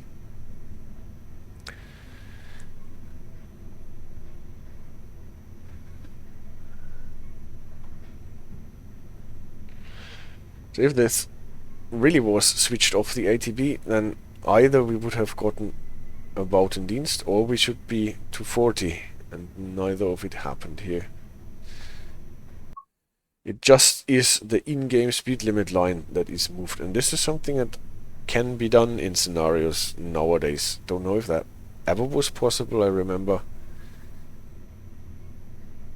like on the East Coast main line, I think there were some scenarios that claimed to have speed restrictions that did not show in the in-game speed limit.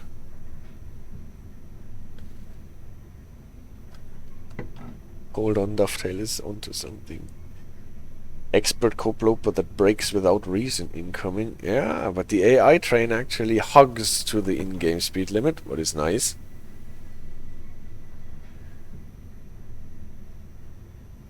And here the Dodeman light is actually labeled Dodeman, not ATB as on the New Generation Sprinter.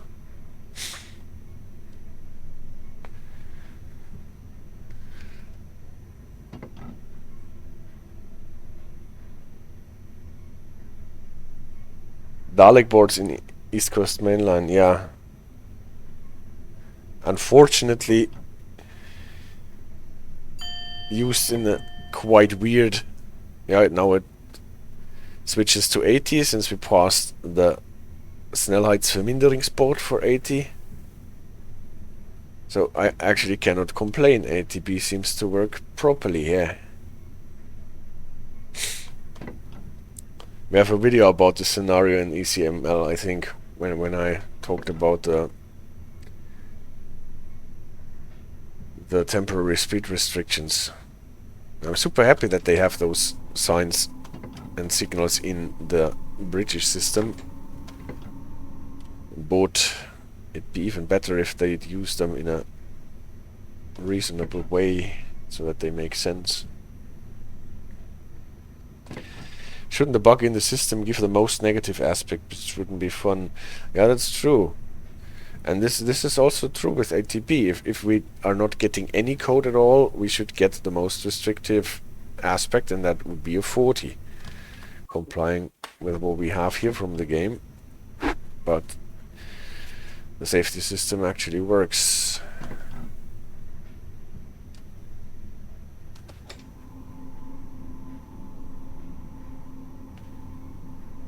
And somehow I heard that I don't know if that was already something that was released or to be released, that someone actually made a Dalek, those emergency speed reduction warning devices that are striped like a bee in yellow and black chevrons and flash, so that you are warned about temporary speed restrictions that are not announced in the weekly operating notices. I think it's called an emergency indicator or something like this. That's what people call a Dalek after the Doctor Who creatures.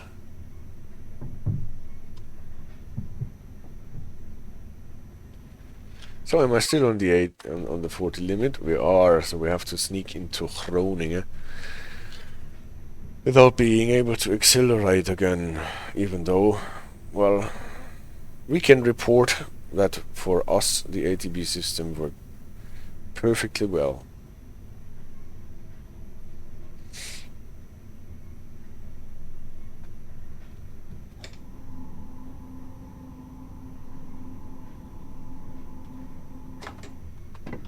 In a strange plight, normally the sun comes from above. Yes. Most of the time. Even on the Koploper. But I think those blinds are actually for stabling the trains, so that the sun does not destroy all the plastic parts in the cap.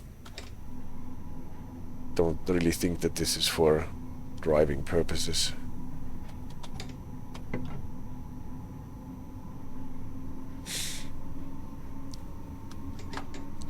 So, yeah, and this is finally the reduction to 40 with the Snelheidsverminderingsbord. And also here the ATB is working as intended. We're not stopping at Europapark.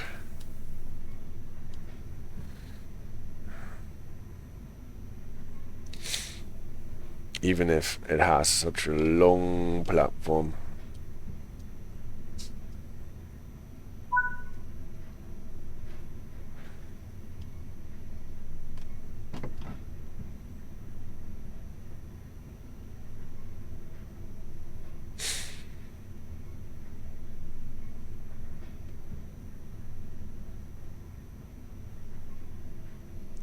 So for the second time today we're running into Groningen.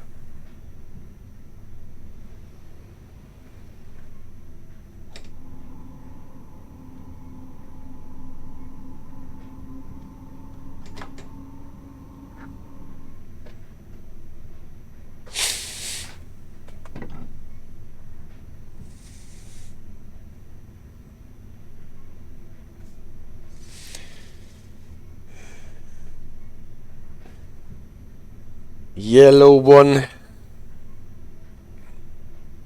for the stop at Groningen.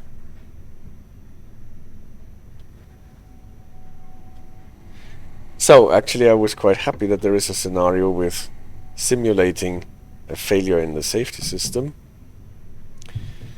But I think we have still a bit to go to properly simulate a failure in the safety system. But at any rate, the scenario can modify the speed limit curve. No.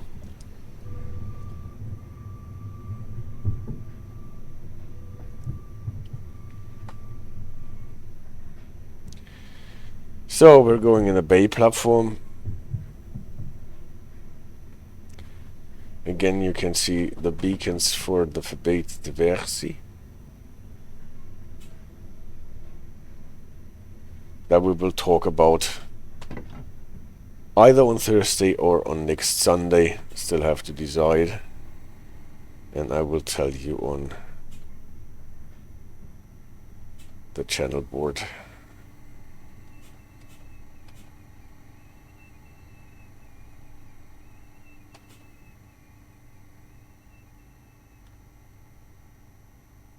So now we know where we have two signs on the Stotjuk, because we can hardly see the top one from our Koploper.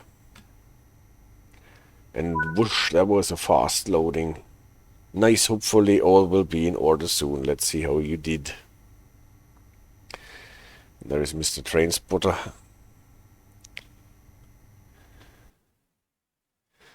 Yeah. Obviously here again docked for, well, we did here. No, this is where we did our experiment. Here we got docked for no reason, even without violating the speed curve. Here we did our experiment, and here obviously we were too slow for what we had to do.